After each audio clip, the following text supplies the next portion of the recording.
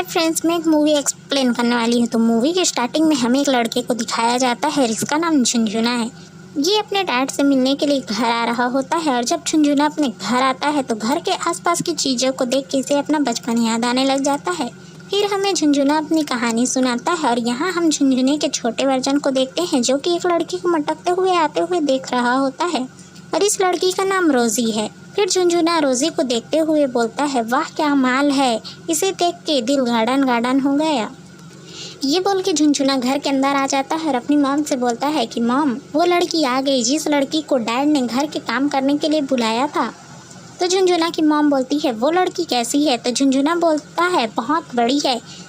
तो झुनझुने की मॉम बोलती है, कितनी बड़ी? तो झुनझुना बोलता है, डैड को पेल देगी इतनी बड़ी। तो झुनझुने की मॉम बोलती है, क्या बोल रहा है? तो झुनझुना बोलता है, डैड को मार मार के पेल देगी इतनी बड़ी। तो झुनझुने की मॉम बोलती है, पहले मैं उसे देखूंगी फिर काम पे रखूंगी। तो झुनझुना बोलता है, सही तो है मॉम, रख लो काम पे। उसके बाद रोज़ी घर के अंदर आती है तो झुनझुने की मॉम रोज़ी से अपने छोटे बेटे टुन्नू से मिलवाती है, फिर अपनी बेटी मिंटी से और उसके बाद अपने बड़े बेटे झुनझुना से मिलवाती है और बोलती है, तुम इससे थोड़ा बच के रहना क्योंकि ये जब पैदा हुआ था तो मेरी दूध पीने की जगह नर्स का दूध पीना पसंद किया था। तभी झुनझुने का डैड आ जाता है और बोलता है, तुम इसे क्यों डरा रही हो? तो रोज़ी यहाँ पे झुनझुने के डैड को ऐसे देखती है जैसे कच्चा चबा जाएगी। फिर झुनझुने का डैड रोज़ी की तारीफ़ें करने लग जाता है और रोज़ी से बोलता है, तुम बहुत खूबसूरत हो, तुम्हारे आने से हमारा घर चमक उठा। और बोलता है, उन लोगों ने तुम्हारे साथ ठीक नहीं किया, जो कि हमें आगे पता चलेगा कि उन लोगों ने रोज़ी के साथ क्या ठीक नहीं किया। और यहीं पे बैठ के झुनझुना इन सभी की बातें बड़े गौर से सुन रहा होता है। फिर हमें आगे दिखाया जाता है, रोज़ी टुन्नू और मिंटी के साथ खेल रही होती है और यहीं पे झुनझुना रोज़ी को बड़े प्यार से आहें भर भर के देख रहा होता है। फिर अगले दिन दिखाया जाता है, टुन्नू, मिंटी, झुनझुना और रोज़ी तीनों तरबूज खा रहे होते हैं। तो झुनझुना यहीं पे रोज़ी से पूछता है कि वो लोग कौन थे जिन लोगों ने तुम्हारे साथ क्या किया? तो रोज़ी बोलती है, वो लोग कोई नहीं थे, बस वो लोग बहुत बुरे लोग थे। ये बोल के रोज़ी यहाँ से चली जाती है। तो हमें पता चलता है कि झुनझुना ये जानना चाहता था कि रोज़ी के साथ क्या हुआ था। फिर हमें दिखाया जाता है, अगले दिन रोज़ी सभी को डाइनिंग टेबल पे खाना दे रही होती है। तो यहाँ पे फिर झुनझुने का डैड रोज़ी की तारीफ़ें करने लग जाता है और रोज़ी के पिछवाड़े को एक चपेट मार देता है। तो रोज़ी यहाँ पे उई माँ करके शर्मा जाती है और दौड़ के यहाँ से चली जाती है और तीनों बच्चे भी समझ जाते हैं कि डैड ने रोज़ी के साथ क्या किया था।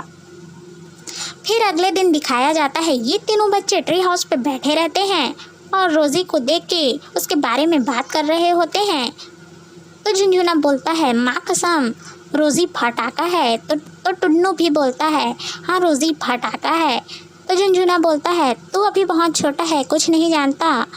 तो टुन्नू बोलता है, मैं सब कुछ जानता हूँ। तो झुनझुना बोलता है, तू क्या जानता है? तो टुन्नू बोलता है, यही कि डैड को रोज़ी बहुत प्यार करती है और घोड़ा बनाना चाहती है।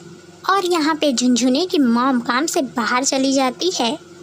रोज़ी भी झुनझुने के डैड के रूम में काम करने के बहाने से आ जाती है और यहाँ पे बच्चे समझ जाते हैं कि रोज़ी डैड के रूम में क्यों जा रही है और बच्चे बाहर से ही देखने लग जाते हैं कि रोज़ी झुनझुने के डैड से काम करते करते चिपकने लग जाती है। तो झुनझुने का डैड रोज़ी को दूर हटाता है, लेकिन रोज़ी फिर से झुनझुने के डैड से जाके चिपक जाती है। तो झुनझुने का डैड रोज़ी को डांट देता है। तो रोज़ी दहाड़े मार मार के रोने लग जाती है और बोलती है, पहले तो आप मुझे लाइन मारा करते थे, अब मैं खुद सामने से ऑफ़र दे रही हूँ, तो आप इस बात को भी नहीं समझ रहे हो। फिर झुनझुने का डैड भी बोलता है, लगा है मौका, लगा दे बेटा चौका। और यहाँ पे मिंटी झुनझुने से पूछती है कि अंदर क्या चल रहा है। तो झुनझुना बताता है, डैड रोज़ी के साथ कबड्डी खेल रहे हैं। तो मिंटी भी ये देखने की कोशिश करती है, लेकिन झुनझुना ये सब नहीं देखने देता है। और यहाँ पे झुनझुने का डैड दूर हट जाता है और सोचता है, अगर झुनझुने की मॉम गलती से आ गई तो मेरा तो फाड़ देगी। फिर झुनझुने का डैड रोजी को डांट के कपड़े धोने के लिए भेज देता है। तो मिंटी पूछती है झुनझुने से कि डैड ने रोजी को डांट के क्यों कपड़े धोने के लिए भेज दिया। तो झुनझुना बोलता है शायद डैड का डर के हाथ में आ गया होगा तो रोजी को कपड़े धोने के लिए भेज दिए होंगे। और यहीं पे झुनझुने को रोजी का नशा चढ़ जाता है और झुनझुना बोलता है कि अब मैं रोजी का नशा करके रहूँगा, गांजे का नहीं। उसके बाद रात को दिखाया जाता है कि झुनझुना किताबें ढूंढ रहा होता है और किताब को ले जाके अपने चद्दर के अंदर टॉर्च जला के किताब पढ़ने वाला ही रहता है और साथ ही अपनी हाथ गाड़ी चलाने वाला ही रहता है। तभी रोजी आ जाती है और झुनझुने से बोलती है तुम सो गए हो क्या। तो झुनझुना रोजी की आवाज़ सुनता है तो तुरंत उठ के बैठ जाता है और बोलता है नहीं। तो रोजी बोलती है क्या मैं तुम्हारे साथ सो सकती हूँ, क्योंकि आज मुझे अकेले में डर लग रही है। उसके बाद रोजी जाके पेट में सो जाती है और बोलती है कि आज किसी ने मेरा दिल तोड़ दिया और उसमें उसकी कोई गलती नहीं है, क्योंकि मैं ही बहुत बुरी हूँ। और यहाँ पे रोजी झुनझुने के डैड और अपने बारे में बात कर रही होती है। झुनझुना भी ये समझ जाता है लेकिन अनजान ही बना रहता है और बोलता है क्या हुआ तुम मुझे बताओ। तो रोजी बोलती है तुम अभी बहुत छोटे हो, नहीं समझोगे। पर रोजी को कहाँ पता था कि झुनझुना का कितना बड़ा हो गया है। मैं तो दिल की बात कर रही हूँ, आप क्या समझ रहे हो। फिर झुनझुना रोजी से बोलता है कि तुम बताओ तो सही। तो रोजी बोलती है पहले तुम प्रॉमिस करो फिर बताऊंगी। तो झुनझुना यहाँ पे प्रॉमिस करता है। तो रोजी बताती है कि मैं तुम्हारे डैड से बहुत प्यार करती हूँ। तो झुनझुना बोलता है ये कब कैसे हुआ। तो रोजी बताती है पहली ही नज़र में मुझे तुम्हारे डैड से प्यार हो गया, लेकिन तुम्हारे डैड मुझसे प्यार नहीं करते हैं। यहीं पे झुनझुने का हाथ रोजी के संतरे पे पड़ जाता है। तो झुनझुना बोलता है एक बार मुझे तुम अपने संतरे दिखाओगे। तो रोजी बोलती है ये बहुत गलत है, तुम अभी बहुत छोटे हो। तो झुनझुना बोलता है प्लीज़ प्लीज़ मुझे एक बार बस देखने हैं कि संतरे कैसे होते हैं। तो रोजी बोलती है तुम्हारी मॉम ने सच ही कहा था कि तुम पैदा हुए थे तो अपनी माँ की दूध पीने की जगह नरसा का दूध पीना पसंद किया था। और झुनझुना यहाँ पे प्लीज़ प्लीज़ बोलता है तो रोजी भी अपना मुंड बना लेती है और फिर झुनझुना रोजी के साथ घपाघप करता है। अब रोजी यहाँ से जाते वक्त झुनझुने से बोलती है प्लीज़ तुम मुझे प्रॉमिस करो कि इस बारे में तुम किसी को कुछ नहीं बताओगे। तो झुनझुना बोलता है कि इसमें तुम्हारी कोई गलती नहीं है, ये सब मेरा आइडिया था। तो रोजी रोते हुए बोलती है कि तुम्हें कोई ब्लेम नहीं करेंगे, लेकिन सभी लोग मुझे बोलेंगे। प्लीज़ तुम मुझे प्रॉमिस करो कि इस बारे में तुम किसी को नहीं बताओगे। तो झुनझुना रोजी से पूछता है कि वो लोग कौन थे जिन लोगों ने तुम्हारे साथ क्या किया था। तो रोजी बोलती है उन लोगों ने मुझे वैश्या बना दिया था। तो झुनझुना बोलता है कि एक दिन में तुम्हारे पास कितने लोग आते थे। तो रोजी बोलती है एक दिन में मेरे पास 10 या 12 लोग। तो यहाँ पे झुनझुने को रोजी के दर्द का एहसास होता है कि उसे कितना दर्द होता होगा। फिर रोजी बोलती है कि तुम इस बारे में किसी को कुछ नहीं बताओगे, क्योंकि मैं फिर से वहाँ नहीं जाना चाहती हूँ। तो झुनझुना रोजी से प्रॉमिस करता है कि मैं इस बारे में किसी को कुछ नहीं बताऊँगा।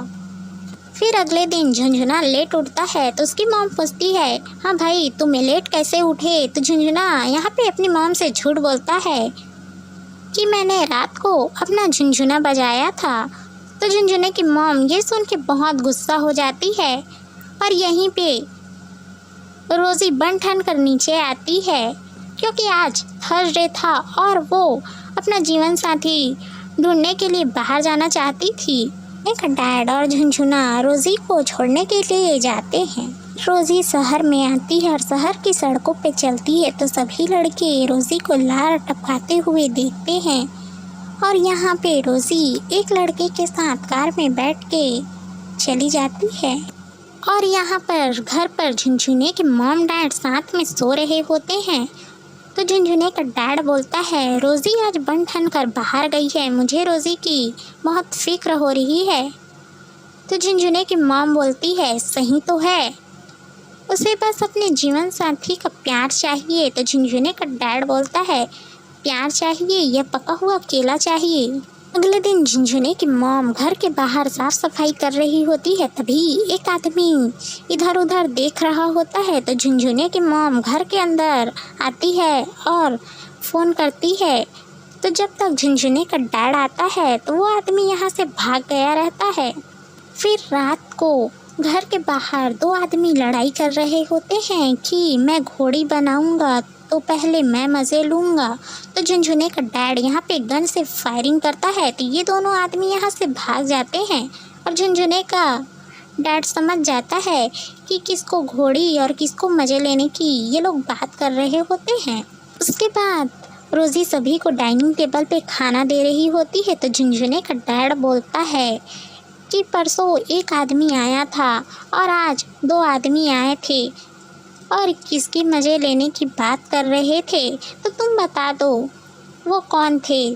तो रोज़ी बोलती है मैं नहीं जानती। तो झुनझुने की मॉम बोलती है शायद वो रोज़ी के बॉयफ्रेंड हैं। तो झुनझुने के डैड बोलते हैं अबे पागल औरत क्या बोल रही है। और फिर झुनझुने का डैड बोलता है रोज़ी से के बाद कोई मुझे घर के बाहर आसपास मंडराते हुए नहीं दिखने चाहिए। पर रोज़ी कहाँ मानने वाली थी, घर के अंदर नहीं तो घर के बाहर ही सही। और रोज़ी घर के बाहर ही अपनी भूख मिटाने लग जाती है। और एक दिन रोज़ी को एक पुलिस वाला पकड़ लेता है क्योंकि रोज़ी ने एक पुलिस वाले के उंगली को काट ली थी। फिर झुनझुने का डैड और झुनझुना रोज़ी को थाने से छुड़वाने जाते हैं। झुनझुने के डैड से एक पुलिस वाला बोलता है शायद ये बीमार है। तो झुनझुने का डैड बोलता है ये बीमार नहीं है, बस इसे लोगों का हथियार चाहिए जिससे ये अपनी खुजली मिटाएगी। घर आकर झुनझुने का डैड अपनी पत्नी से बोलता है हमें रोज़ी को घर से बाहर निकाल देना चाहिए। तो झुनझुने की मॉम नहीं बोलती है। तो झुनझुने का डैड भी नहीं मानता है और बोलता है तुम रोज़ी से बात करने जाओगी कि मैं रोज़ी से बात करने जाऊँ। तो यहाँ पे झुनझुने की मॉम रोज़ी के पास आती है तो देखती है कि रोज़ी की तबीयत बहुत ज़्यादा ख़राब है। तो फिर ये लोग रोज़ी को हॉस्पिटल में एडमिट करवाते हैं और यहाँ पे सबका घर का काम कर कर के बुरा हाल रहता है। फिर कुछ दिन बाद रोज़ी घर आ जाती है ठीक होके। रोज़ी को चेक करने के लिए डॉक्टर घर पे ही आया करता था और डॉक्टर के नज़रिए से हमें पता चलता है कि रोज़ी ने डॉक्टर को भी नहीं छोड़ा था। और अब झुनझुने की मॉम देखती है कि रोज़ी पहले जैसे नहीं रही और न ही घर के आसपास कोई अटकता भटकता है। झुनझुने का डैड रोज़ी के रूम के दरवाजे को ज़ोर ज़ोर से पीट रहा होता है। तो झुनझुने की मॉम आती है तो बोलती है तुम दरवाजे को क्यों पीट रहे हो। तो झुनझुने का डैड बोलता है कि रोज़ी के रूम में कोई आदमी है और रोज़ी को वो आदमी रगड़ रहा है और दोनों मज़े ले रहे हैं। जब दरवाज़ा खुलता है तो झुनझुने का डैड खिड़की से बाहर देखता है तो खिड़की के बाहर एक आदमी दिखता है। तो झुनझुने का डैड समझ जाता है कि रोज़ी अभी भी नहीं सुधरी है। तो झुनझुने का डैड रोज़ी को घर से बाहर निकल जाने के लिए बोलता है। तो रोज़ी बोलती है मैं इस घर को छोड़ के नहीं जा सकती। फिर अगले दिन झुनझुने का डैड रोज़ी के लिए दूसरी जगह काम ढूंढ के आता है। तो रोज़ी इस बात को सुन के रोने लग जाती है और रोज़ी बोलती है कि मैं दूसरी जगह नहीं जा सकती। तो झुनझुने का डैड बोलता है तुम क्यों नहीं जा सकती। तो रोज़ी चिल्ला के बोलती है क्योंकि मैं प्रेग्नेंट हूँ। तो झुनझुने का डैड बोलता है ये किसका बच्चा है। तो रोज़ी बोलती है मैं नहीं जानती। तो हमें यहाँ पे पता चलता है कि रोज़ी ने काफ़ी लोगों के साथ पकड़म पकड़ाई खेली है। फिर झुनझुने का डैड बोलता है ये झूठ बोल रही है क्योंकि ये इस घर से नहीं जाना चाहती है। फिर ये लोग रोज़ी को हॉस्पिटल लेके जाते हैं।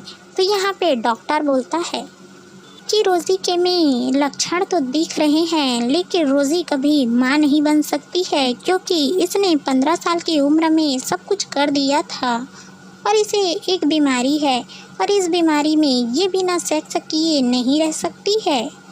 तो झुनझुने की मॉम बोलती है इसका कोई इलाज नहीं है। तो डॉक्टर बोलता है रोज़ी की प्राइवेट पार्ट की हमें सर्जरी करनी पड़ेगी और इसे बाहर निकालना पड़ेगा।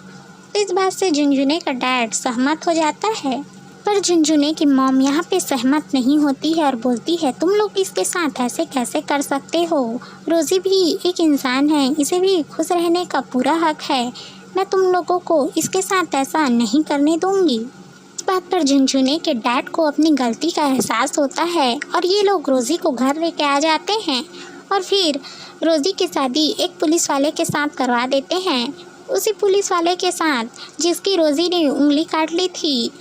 और घर आते वक्त झुनझुने का डैड अपनी पत्नी से बोलता है कि पहले मैं उंगली काटी थी, अब पता नहीं क्या क्या काटेगी, ये कभी नहीं सुधरने वाली।